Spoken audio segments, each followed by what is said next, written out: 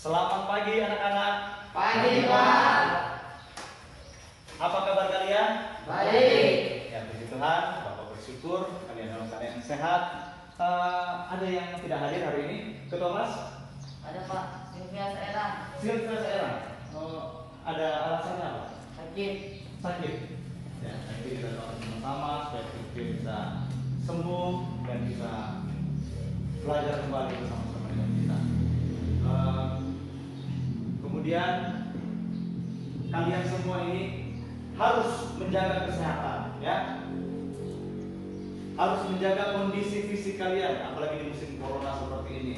Jadi jangan ada yang sering kumpul-kumpul atau melakukan keluar-keluar rumah untuk hal yang tidak penting, ya. Jadi jangan. Apalagi umur kalian ini sangat rawan untuk terkena virus corona tersebut. Baik, kita akan buka kegiatan pembelajaran ini pada hari ini di dalam doa, ya.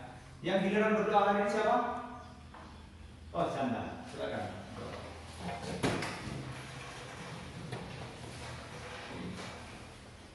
Semua berdiri.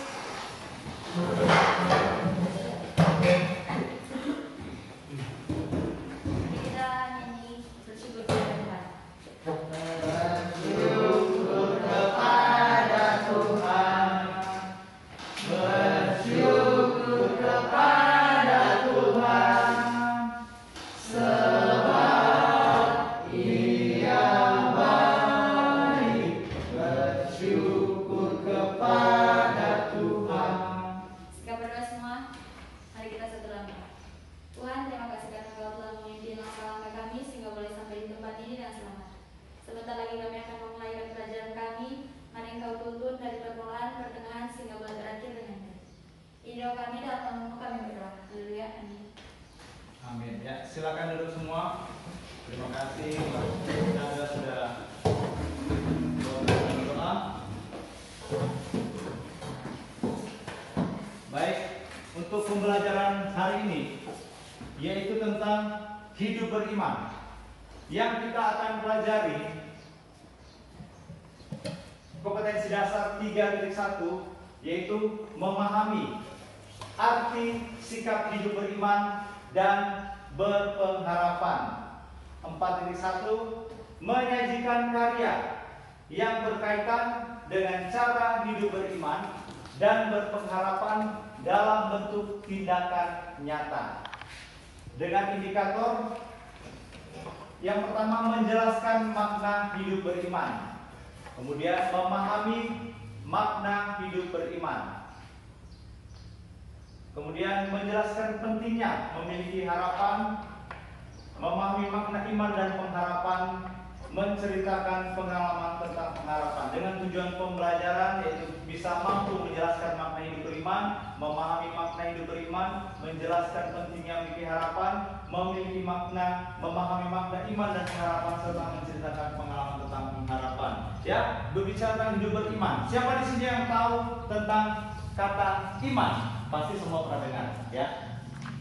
Siapa yang tahu tentang iman? Coba angkat tangan. Ya, jawab singkat-singkat. Ada yang tahu tentang iman? Revan tahu? Nah, baik.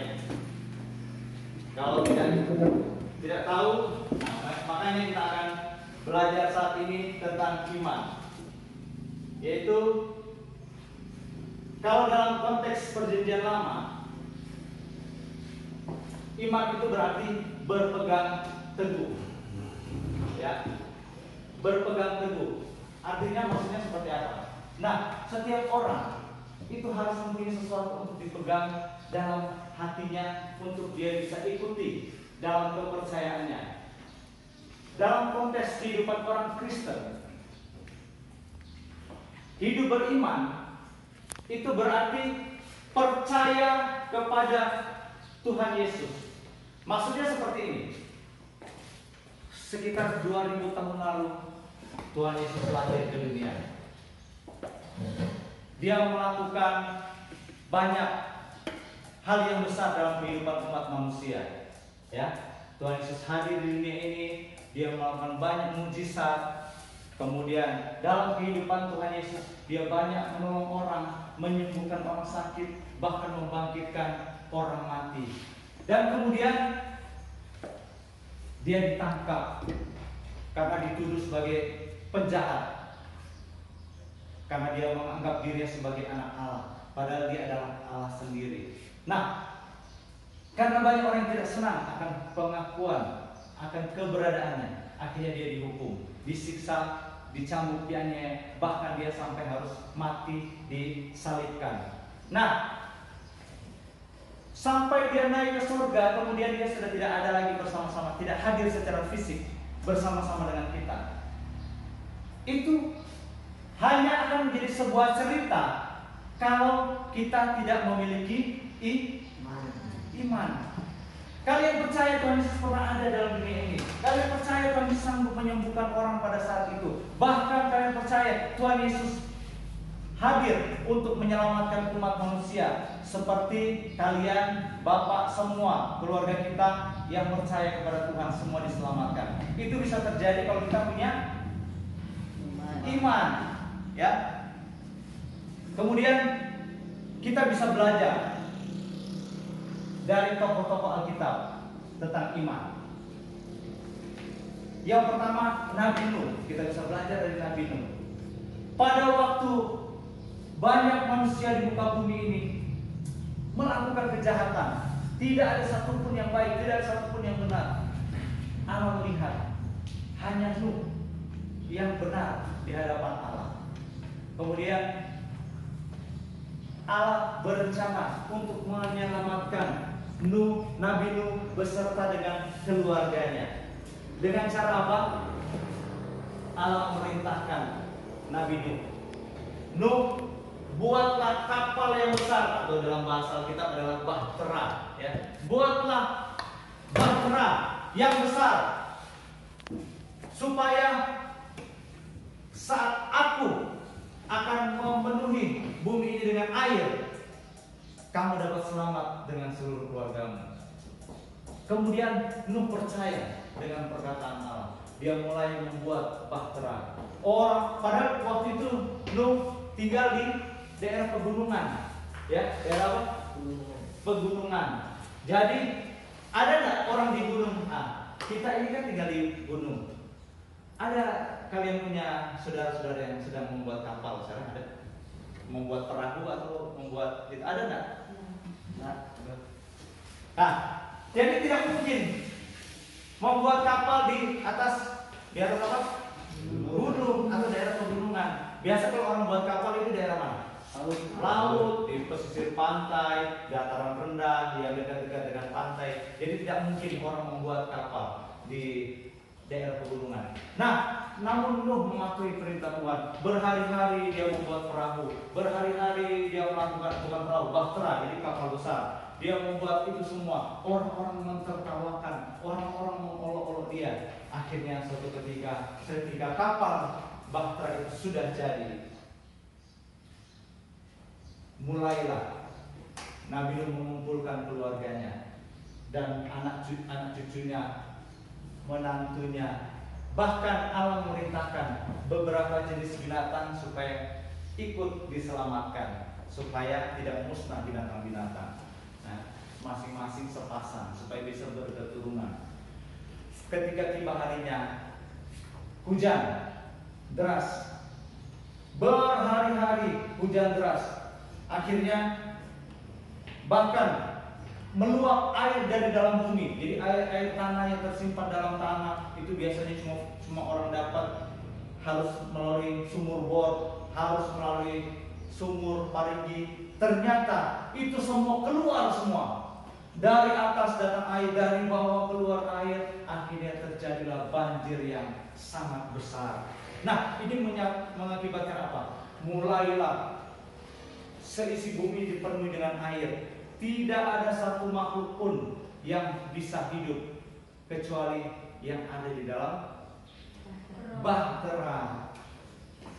Ya, kecuali ada dalam bahtera dan kecuali ikan-ikan. Nah, ikan memang tempatnya di air, ya. Kemudian dari situlah Nabi Nuh mengakui, ternyata benar, saat aku melakukan mau melakukan perintah Allah, maka Allah akan menyelamatkan aku. Coba kalau saat itu dia tidak dengar-dengaran, coba kalau saat itu dia tidak mau melakukan kehendak Tuhan, pasti dia akan mati, ya.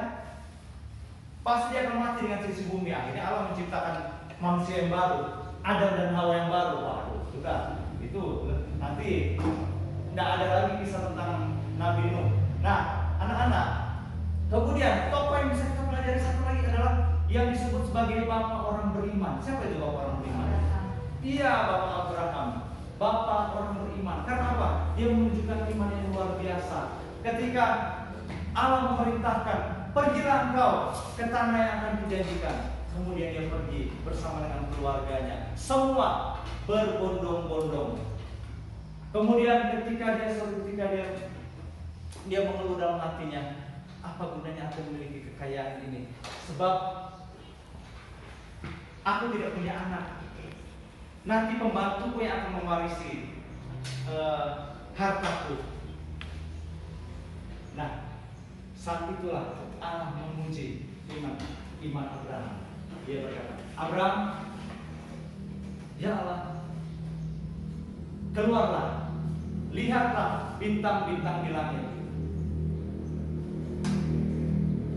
Setelah Abraham melihat, Allah melanjutkan, nanti sebanyak itulah keturunanmu, sebanyak yang kamu mampu hitung. Kalau kamu tidak mampu hitung, itulah sebanyak itu keturunanmu nanti. Nah, ternyata Allah mengaruniakan Abraham bahkan dua orang anak, yang pertama Ismail, yang kedua Ishak. Namun yang menjadi anak perjanjian adalah Ishak, karena dia bukan anak dari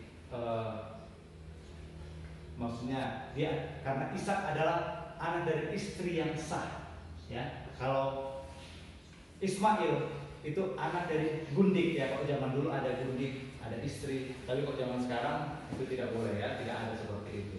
Nah, kemudian dari Ishak ini Allah menjanjikan suatu keturunan yang besar. Namun kemudian Allah menguji lagi Abraham. Abraham, ya Allah, naiklah ke atas gunung. Naiklah ke atas gunung bersama dengan anakmu yang terkasih, Ishak. Kemudian Abraham naik ke atas gunung bersama dengan Ishak, bersama dengan pembantu yang lain. Ketika sampai di atas gunung, Allah bilang, Abraham, persembahkanlah anakmu satu-satunya itu sebagai korban persembahan. Nah, Ishak ini anak dari istri yang sah, anak perjanjian, tapi diperintahkan Tuhan untuk dipersembahkan sebagai korban persembahan, pengganti domba. Abraham akhirnya, karena ketaatannya kepada Tuhan, dia tidak berbantah-bantah. Loh, Tuhan, ini kan anaknya yang kau janjikan, masa ini mau dipersembahkan? Dia tidak menangis, oh Tuhan, ini saya punya anak ini, Tuhan, anak yang aku sayangi. Tidak, tapi dia percaya kepada Tuhan. Dia percaya bahwa Tuhan sanggup membangkitkan orang mati. Jadi dia percaya, oh kalau seandainya saya potong ini anak saya persembahkan, pasti Tuhan bisa menghidupkan kembali. Dia punya iman seperti itu. Tapi ternyata Allah sudah melihat imannya yang sangat kuat. Jadi Allah tidak perlu melakukan. Walaupun seandainya Abraham potong anak itu betul-betul potong, Allah sanggup tidak membangkitkan anak itu? Sanggup. Jadi Allah tidak perlu lagi melakukannya. Allah tidak perlu lagi menunggu Abraham melakukannya. Tapi Allah sudah melihat imannya Abraham. Oh, ini orang hebat sekali.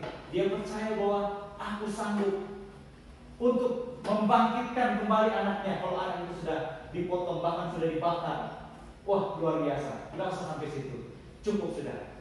Abraham, berhenti. Jangan kamu potong anak itu, jangan kamu apa-apakan anak itu. Aku sudah melihat imanmu. Nah, setelah itu Allah begitu sangat berkenan kepada Abraham. Jadi Abraham ini memiliki iman yang istimewa di hadapan Tuhan. Ya, ada juga peristiwa di Perjanjian Baru. Kalau kalian pernah waktu di sekolah minggu atau di gereja pernah mendengar tentang perwira di Kapernaum. Ada yang pernah dengar? Perwira yang hambanya sakit. Dia datang kepada Tuhan Yesus. Dia bilang, Tuhan, tolong sembuhkanlah hambaku. Kemudian apa yang terjadi? Yesus ingin datang ke rumahnya. Tapi perwira itu dengan sangat halus, dengan sangat rendah hati, dia mengatakan, Tuhan, Engkau tidak pantas untuk datang ke rumahku. Ucapkan saja sepatah kata, maka hamba-Ku itu akan sembuh. Lalu Tuhan bilang, wah, luar biasa sekali imanmu ini. Di antara umat Israel tidak ada yang kutemui iman sebesar ini. Padahal perwira itu bukan orang Israel, bukan orang Yahudi, tapi dia adalah orang Romawi, ya. Tapi dia punya iman yang besar, iman yang kuat kepada Tuhan. Ya, kemudian ternyata benar, walaupun Tuhan tidak datang, Tuhan menyembuhkan hambanya itu dengan mujizat yang Tuhan lakukan. Ya. Nah, dari sini kita bisa mengerti peran iman dalam kehidupan orang percaya itu sangat penting. Ya. Iman ini bisa mengadakan mujizat. Dari iman kita bisa mendapat berkat. Dari iman kita bisa mendapat kesembuhan. Bahkan dari iman kita bisa mendapat keselamatan, ya, keselamatan yang dari Tuhan. Keselamatan setelah kita mati nanti kita akan masuk di surga. Itu karena apa? Karena iman kita kepada Tuhan. Kita percaya bukan karena perbuatan baik yang kita lakukan, bukan karena kesalehan kita, namun karena iman kita kepada Tuhan, maka kita diselamatkan. Ya. Sampai di sini ada pertanyaan? Ya. Baik, kalau begitu catat. Bapak akan memberikan pertanyaan. Ya.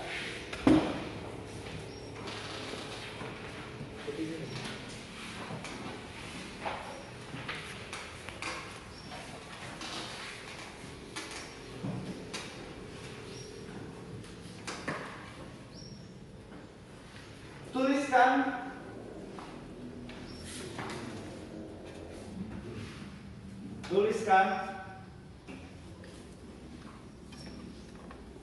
salah satu tokoh dalam Alkitab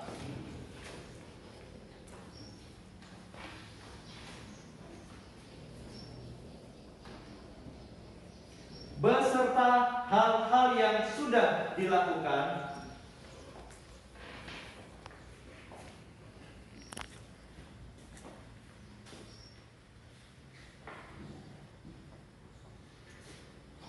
dalam membuktikan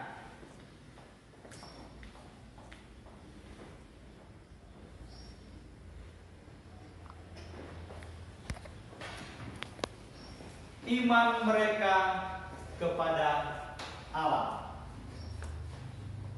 Jadi tuliskan salah satu tokoh dalam Alkitab beserta hal-hal yang sudah dilakukan dalam membuktikan iman mereka kepada Allah. Bapak kasih waktu 15 menit untuk mengerjakan satu soal ini dan nanti akan dibaca, jawaban kalian akan dibaca, masing-masing akan membaca di depan. Ya. Silakan kerjakan.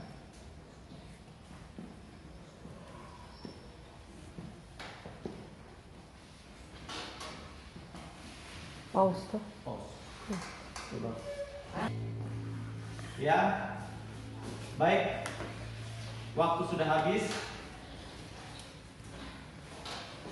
Jadi Bapak akan masing-masing akan memberikan jawaban. Jadi seperti Bapak katakan tadi, salah satu tokoh Alkitab yang selain yang Bapak sudah terangkan, ya, bukan itu Nabi Nuh, bukan Abraham, banyak tokoh-tokoh dalam Alkitab yang sudah menunjukkan iman mereka kepada Tuhan. Baik, waktu sudah habis, ya. Nanti Bapak akan masing-masing sudah memberikan jawaban, ya. Kan seperti Bapak bilang, tokoh Alkitab yang sudah menunjukkan iman mereka selain yang sudah Bapak ceritakan tadi, yaitu Nuh dan Abraham. Jadi masing-masing ada tokoh yang kalian sudah tulis. Baik, yang pertama Revan akan baca jawaban. Silakan.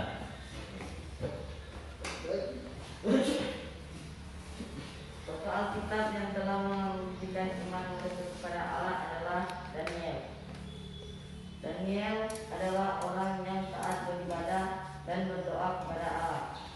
Meskipun dia diancam hukuman dimasukkan ke dalam gua singa, namun dia tetap setia beribadah dan berdoa kepada Allah.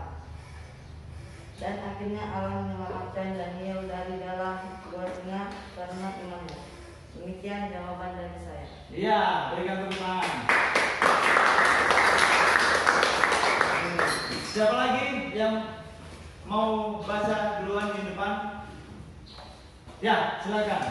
Mas Chandra.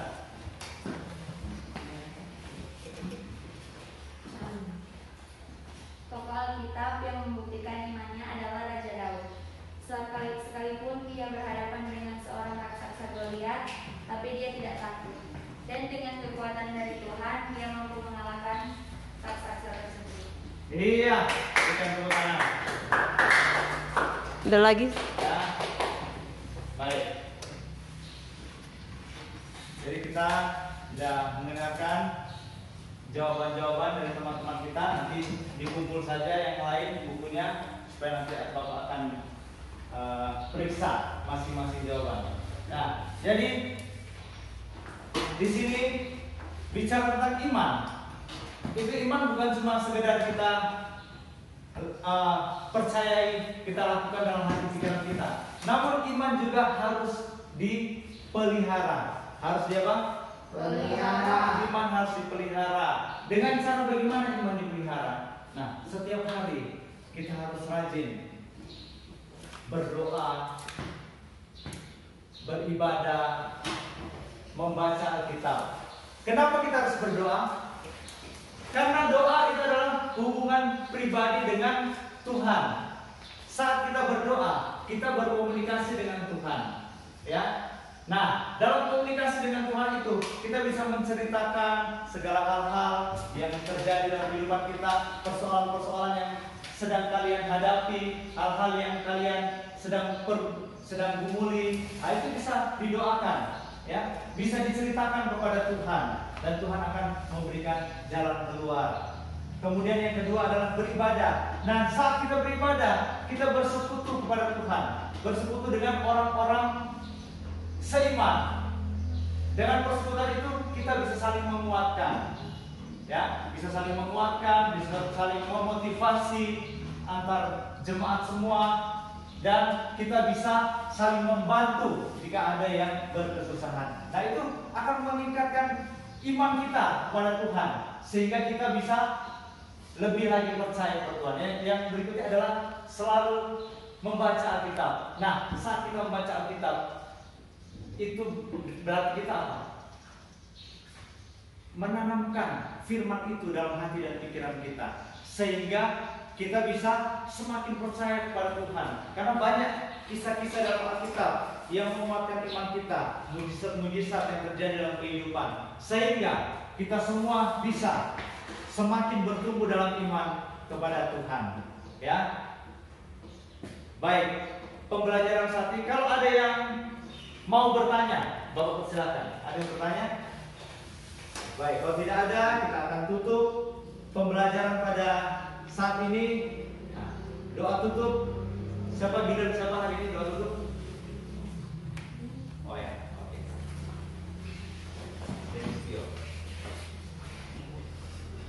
Kita berdiri semua.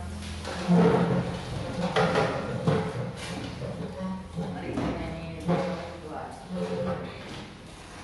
Terima kasih Tuhan untuk kasih setiamu yang Kau alami dalam hidupku. Terima kasih Yesus untuk kebaikan-Mu.